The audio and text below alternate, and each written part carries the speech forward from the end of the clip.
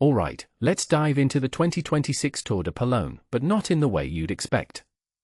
This isn't your typical stage-by-stage breakdown. I'm here to give you the why behind the race, the what's really at stake, and the stories that make this event more than just a series of bike rides. So, buckle up, because we're going beyond the stats and into the heart of what makes this race fascinating. First off, the Tour de Pologne is a race of contradictions. It's sandwiched between the Tour de France and the Vuelta a España, which means it's often overlooked. But here's the thing, it's exactly this awkward timing that makes it so intriguing.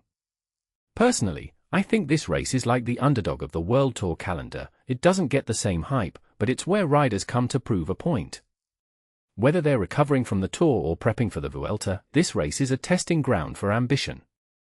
Now, let's talk about Stage 5, because it's a masterclass in chaos. The final 1.5 kilometer climb at 11.5% gradient. That's not just a climb, it's a psychological battleground. What many people don't realize is that this kind of steep, short ascent favors punchers over pure climbers. It's not about endurance, it's about raw power and timing. Finn Fischer-Black, Paul Lepera, and Axel Lawrence are names to watch here, but here's the kicker, the race leader has to attack early or risk getting out-sprinted. It's a high-stakes gamble, and I love it. What makes this really interesting is the broader trend it reflects. Cycling is evolving, and races like the Tour de Pologne are becoming less about specialization and more about versatility. Riders like Santiago Buitrago and Alexander Vlasov, who can climb and sprint, are the future. If you take a step back and think about it, this race is a microcosm of where the sport is headed, more unpredictable, more dynamic, and more exciting.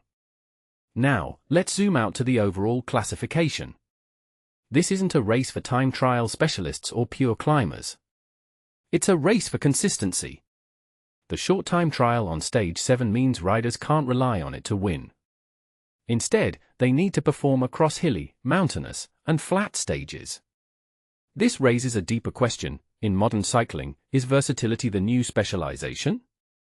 I think so. Riders like Jan Krissen and Christian Scaroni are perfect examples. They're not the best at one thing, but they're damn good at everything.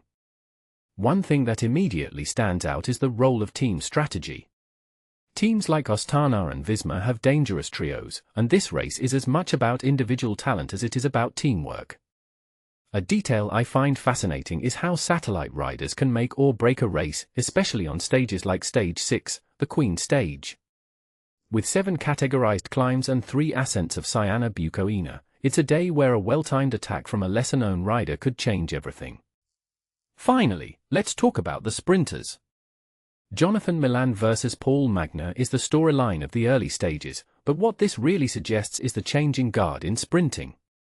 Milan's dominance at the Giro was no fluke, but Magna's hunger for revenge makes this rivalry electric.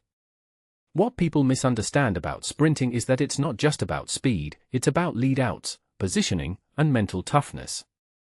These early stages are a chess match on 2 wheels. In my opinion, the 2026 Tour de Pologne is more than a race, it's a narrative.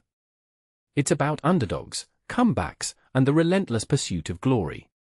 Whether you're a climber, a sprinter, or a puncher, this race demands everything.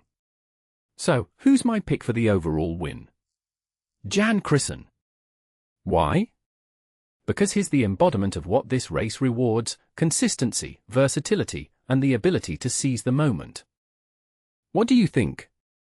Is there a rider or stage you're particularly excited about? Let me know in the comments, and don't forget to hit that subscribe button for more deep dives into the world of cycling. Until next time, keep pedaling.